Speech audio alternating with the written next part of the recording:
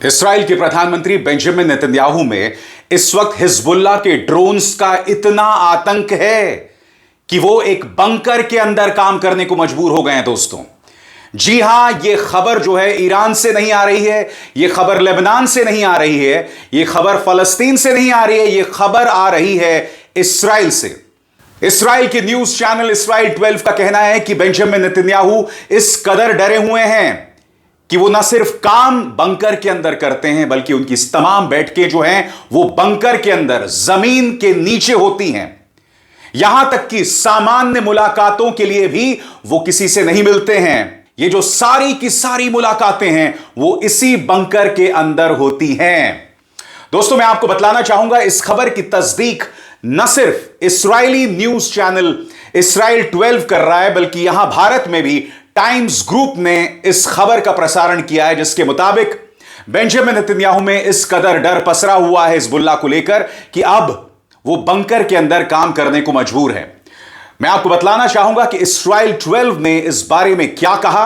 आपके स्क्रीन पर एक एक शब्द पर गौर कीजिएगा। रिपोर्ट अंग्रेजी में है दोस्तों, मगर हर बार की तरह मैं उसका अनुवाद हिंदी में करता चलूंगा आपके स्क्रीन पर। According to Israeli channel 12, Netanyahu now spends most of his workday in this secured room, following guidance from security officials. The move reflects heightened security measures as he avoids his usual office on an upper floor with a glass-walled area known as the fish tank. इस report में दो चीजें सामने उभर कर आ रही हैं दोस्तों। उनके अपने सुरक्षा कर्मियों ने उन्हें नसीहत दी है कि किसी भी कीमत पर आप बाहर काम न करें। उनसे कहा गया है कि आप जमीन के नीचे बंकर में काम करें, वो बंकर जो कि मिसाइल के हमले से पूरी तरह से सुरक्षित है। और इजराइल 12 का कहना है कि अमूमन बेंजामिन नेतन्याहू एक ऐसे दफ्तर में काम करते हैं जो एक ऊपरी माले में, अपर फ्लो में है, और उसे फिश टैंक कहा जाता है, यानी कि मछली का टैंक। जहां पर इससे पहले बेंजामिन नेतन्याहू काम करते रहते थे उसका नाम फिश टैंक था, मगर फिश टैंक से अब वो कब्र जमीन के नीचे चले गए हैं। और ये अपने आप में बतला रहा है कि ये पूरे मामले में बेंजामिन नेतन्याहू के जहन में क्या चल रहा है। वो किस तरह से पैरानॉइड हैं, किस तरह से डरे हुए हैं, किस तरह से बौखलाए हुए हैं। और वो बौखलाहट तमाम जगहों पर दिखाई दे रही है। उनके खिलाफ भ्रष्टाचार के केसेस हो रहे हैं, अदालत नहीं जा रहे हैं। उन्होंने अपने रक्षा मंत्री योआव गैलेंट को भी बर्खास्त कर दिया। उनकी जनता सड़कों पर उतरी हुई है और इसीलिए बेंजामिन नेतन्याहू में डर, खौफ बदस्तूर बना हुआ है। मैं आपको बतलाना चाहूंगा दोस्तों, उनके बंकर में काम करने को लेकर इजराइल 12 और क्या कहता है, उनकी रिपोर्ट आपके स्क्रीन पर। Reports indicate that Netanyahu was directed to use the basement room, offering superior protection, and was advised against staying in a well-known fixed locations. यानी कि रिपोर्ट यह कह रही है कि बेंजामिन नेतन्याहू से कहा गया था कि आप एक जगह पर ना रहें। इसका अर्थ क्या हुआ? बेंजामिन नेतन्याहू सिर्फ एक बंकर का इस्तेमाल नहीं कर रहे हैं, वो कई बंकर्स का इस्तेमाल कर रहे हैं।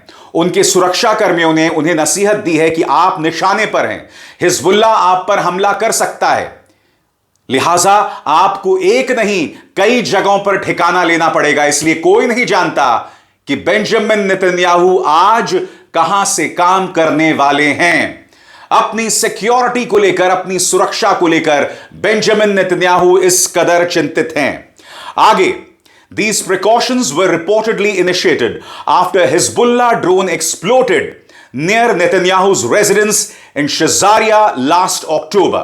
जी हां, जैसे कि आप जानते हैं दोस्तों, उनके घर पर हमला हुआ था शजारिया में, और उनके घर का पूरा हिस्सा, खासतौर से शीशे वाला हिस्सा, तहस नहस हो गया था।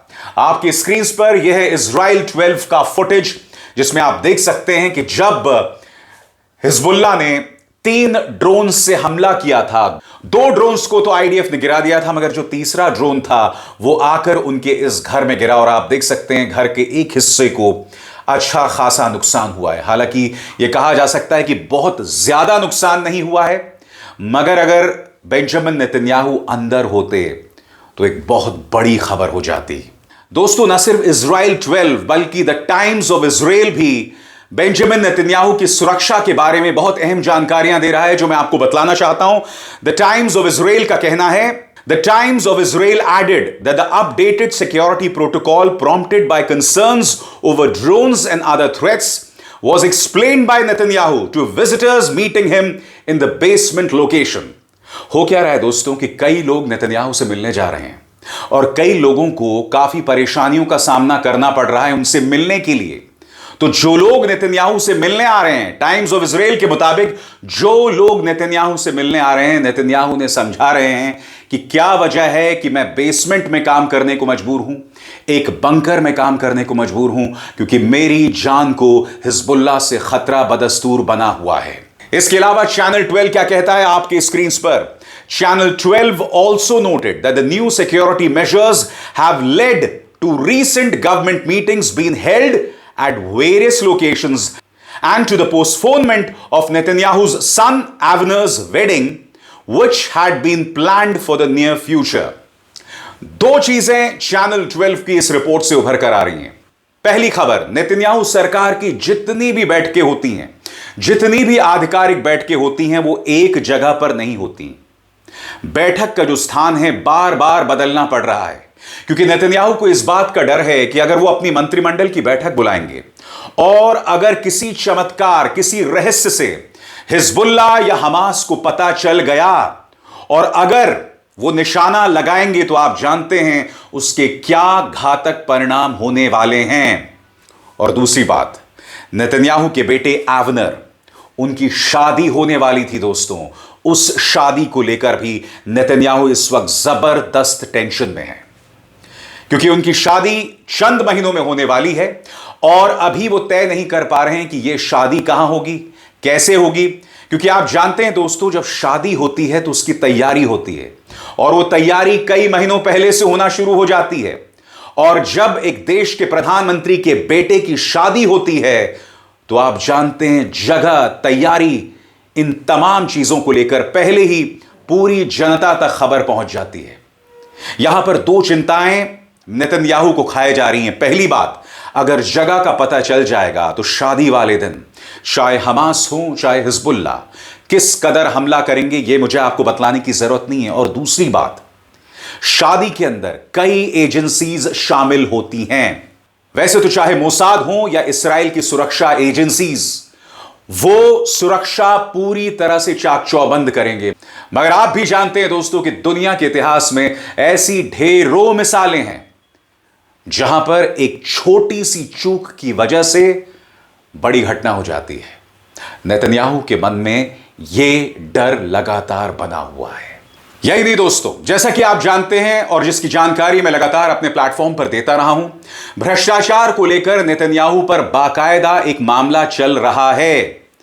नेतन्याहू ने अपनी सुरक्षा का हवाला देते हुए यह कह दिया है कि मैं अदालत नहीं जा सकता, अदालत में सुरक्षा भी सही नहीं है, लिहाजा मेरी जान को खतरा है। टाइम्स ऑफ इजराइल इस बारे में क्या कह रहा है आपकी स्क्रीन पर? Additionally, legal and political sources anticipate that Netanyahu's lawyers may request a delay in upcoming court appearances। यानी कि जानकार ये कह रहे हैं कि नेतन्याहू के जो वकील हैं वो अदालत से अपील कर सकते हैं कि नेतन्याहू जो भ्रष्टाचार को लेकर पूरी कार्रवाई है उसमें देर से हाजिर हों, कुछ हफ्तों या महीनों बाद हाजिर हों। आगे, Netanyahu is due to testify next month in the Al-Quds District Court on 3 corruption cases, but security protocols might complicate his attendance as the court lacks a fortified room। Times of Israel कहता है कि Benjamin Netanyahu को Al-Quds अदालत में पेश होना है। उनके खिलाफ भ्रष्टाचार के 3 मामले चल रहे हैं, मगर नेतन्याहू के वकीलों का कहना है कि अल-कुद्स अदालत में एक भी सुरक्षा से लैस कमरा नहीं है जहां पर बेंजामिन नेतन्याहू आ सकें। और उन्हें लगातार डर सता रहा है हमास और हिजबुल्लाह का। इसीलिए बेंजामिन नेतन्याहू बंकर के अंदर छुपे हुए हैं। दोस्तों, हर गुजरते दिन के साथ उनकी मुश्किलात बढ़ रही हैं। उनके देश के अंदर उनके खिलाफ आवाजें उठ रही हैं। आज सुबह ही मैंने अपने कार्यक्रम में आपको बताया था कि किस तरह से उनके खिलाफ जनता सड़कों पर उतर गई है। जनता कह रही है कि हमारे जो बंधक हैं उन्हें रिहा करवाइए। और बात यहां नहीं रुक रही। इस्राएल के अखबार कह रहे हैं कि गाजा, फलस्तीन, लेबनान में जो चल रहा है वो जेनोसाइड है, वो नरसंहार है। हाथ कंगन को आरसी किया दोस्तों, आपके सामने यह खबर हारेट्स की है, जो कि इजरायली न्यूज एजेंसी है। उनका एडिटोरियल है, संपादकीय है। वो संपादकीय क्या कहता है आपकी स्क्रीन पर? Netanyahu's ethnic cleansing in Gaza is on display for all to see. जिस तरह से नेतन्याहू गाजा के अंदर नरसंहार कर रहे हैं बेकसूर लोगों का, वो पूरी दुनिया के सामने है, मगर पूरी दुनिया खामोश है। इस वक्त नेतन्याहू हर तरफ से घिरे हुए हैं। उनकी अपनी एजेंसीज उनके खिलाफ बयान दे रहे हैं, उनके अपने पत्रकार उनसे सवाल पूछ रहे हैं। यह मत भूलिएगा, इजरायली डिफेंस फोर्सेस के करीब 200 सैनिकों ने, सही सुना आपने और ध्यान से सुनिएगा, करीब 200 सैनिकों ने एक ज्ञापन पर दस्तखत किए हैं, जिसमें उन्होंने कहा है कि पहले बंधक रिहा करवाओ, तभी हम जंग लड़ेंगे। यानी कि उनके अपने सैनिक उनके खिलाफ बगावत करना चाहते हैं। ऊपर से उन्होंने अपने रक्षा मंत्री योआव गैलेंट को बर्खास्त कर दिया, जो नहीं चाहते थे कि यह युद्ध जारी रहे। योआव गैलेंट चाहते थे कि हमारे जो बंधक हैं उन्हें रिहा कराया जाए। योआव गैलेंट चाहते थे कि पिछले साल 7 अक्टूबर को हमास ने जो बड़ा हमला किया था वो कैसे हुआ, इतना बड़ा इंटेलिजेंस फेलियर कैसे हुआ, मगर उनकी बात को खारिज करते हुए उन्हें पद से बर्खास्त कर दिया गया। उनकी एकमात्र उम्मीद यह शख्स है, डोनाल्ड ट्रंप, अमेरिका के अगले राष्ट्रपति। मगर मैं आपको बतलाना चाहूंगा दोस्तों कि डोनाल्ड ट्रंप के बारे में इजरायली अखबार क्या कह रहे हैं। सरल शब्दों में कहा जाए तो इस्राइल डोनाल्ड ट्रंप पर विश्वास नहीं कर सकता, क्योंकि डोनाल्ड ट्रंप की नीयत, उनके स्वभाव, उनके टेम्पर के बारे में कोई भी भविष्यवाणी नहीं कर सकता। वो पूरी तरह से अनप्रेडिक्टेबल हैं। सरल शब्दों में कहा जाए कि डोनाल्ड ट्रंप अगला कदम क्या उठाने वाले हैं कोई नहीं जानता। पारंपरिक तौर पर वो इस्राइल के साथ रहे हैं, पारंपरिक तौर पर वो इस्राइल के कट्टर समर्थक रहे हैं, जैसा कि मैं आपको लगातार बताते रहता हूं। मगर आप खुद देखिए इस्राइली अखबार क्या कह रहे हैं डोनाल्ड ट्रंप के बारे में। सबसे पहले दोस्तों, एक इस्राइली अखबार में जो संपादकीय छपा है उसके मुताबिक unpredictable Trump is not in Netanyahu's pocket. सरल शब्दों में, ट्रंप जिनके अगले कदम के बारे में कुछ नहीं कहा जा सकता, वो नेतन्याहू की जेब में नहीं है। यह संपादकीय क्या कहता है दोस्तों? The Israeli response to Donald Trump's election for a second presidential term and thank God his last is just another expression of the rift and division in the Israeli society. The liberal and anyone but Bibi camp are gripped with despair in a depressive mood। पूरी तरह से इस्राएली समाज बटा हुआ है Trump को लेकर भी। नेतन्याहू को लेकर पहले ही बंटवारा था। अब एक बहुत बड़ा तबका कह रहा है कि यह मत सोचो कि ट्रंप तुम्हारे समर्थन में आएगा। ट्रंप सिर्फ और सिर्फ अपने हित देखता है। ट्रंप और सिर्फ अमेरिका के हित देखते हैं और उसके अलावा कुछ नहीं। तो दोस्तों, एक तो यह संपादकीय था जिसे योसी मेलमैन ने लिखा। अब यह दूसरा संपादकीय है जो कि रावीव ड्रकर ने लिखा है, और उसका हेडिंग देखिए, Netanyahu thinks a Trump victory would give him free rein but he is in for a disappointment. यह संपादकीय कहता है कि नेतन्याहू को यह लग रहा है कि ट्रंप के सत्ता में आने के बाद उन्हें खुली छूट होगी, मगर वो गलतफहमी में हैं और उन्हें जल्द बहुत जबरदस्त हताशा हाथ में लगने वाली है। क्योंकि अगर हम ट्रंप की राजनीति को देखें दोस्तों, तो जैसे मैंने कहा ना, उनके बारे में कोई भी चीज पुख्ता अंदाज में नहीं कही जा सकती। इस वक्त पूरी दुनिया में उनके सबसे अच्छे दोस्त कौन हैं? पूरी दुनिया में उनके सबसे करीबी दोस्त हैं व्लादिमीर पुतिन, जो इस्राएल के खिलाफ हैं। इसके अलावा ट्रंप को कैसे नेता पसंद हैं? नॉर्थ कोरिया के शासक, जो कि एक तानाशाह है, एक क्रूर तानाशाह है। ट्रंप को ऐसे क्रूर तानाशाह पसंद हैं। तो एक तरह से कहा जा सकता है दोस्तों, ट्रंप ऐसी चीजों का समर्थन करते हैं जो इस्राएली सामरिक हितों, इस्राएल के डिफेंस इंटरेस्ट के, इस्राएल के स्ट्रैटेजिक इंटरेस्ट के बिल्कुल उलट है। और यही वजह है दोस्तों, यह पूरा मामला इस कदर दिलचस्प हो जाता है। बहरहाल आज जो दुनिया देख रही है वो है एक डरा हुआ शासक, एक डरा हुआ प्रधानमंत्री जो अपनी जान बचाने के लिए 24 घंटे बंकर के अंदर रहता है। और आप जानते हैं दोस्तों कि बंकर के अंदर खुली हवा नहीं आती, और जब आपके शरीर में खुली हवा का प्रवेश नहीं होता तो आप ठीक से सोच नहीं पाते, आपके दिमाग में फ्रेश विचार नहीं आते, और जब आपके दिमाग में फ्रेश विचार नहीं आते तो आप बेकसूरों को मौत के घाट उतारते हैं।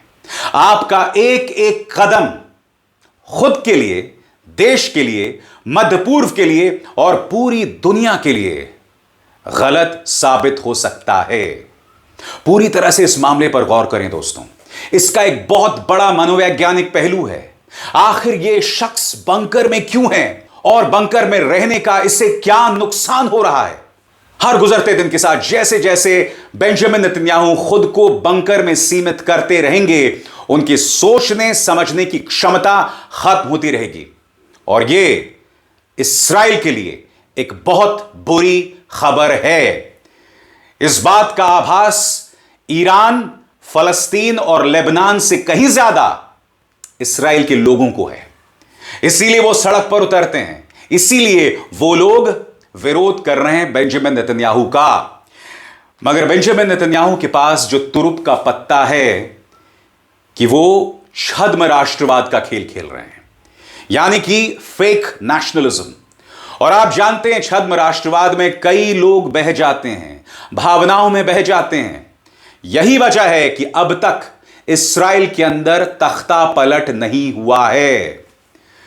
मगर अगर दुनिया का इतिहास हमें कुछ सिखाता है तो यही सिखाता है कि हमें कभी भी किसी भी घटना की संभावना से इनकार नहीं करना चाहिए।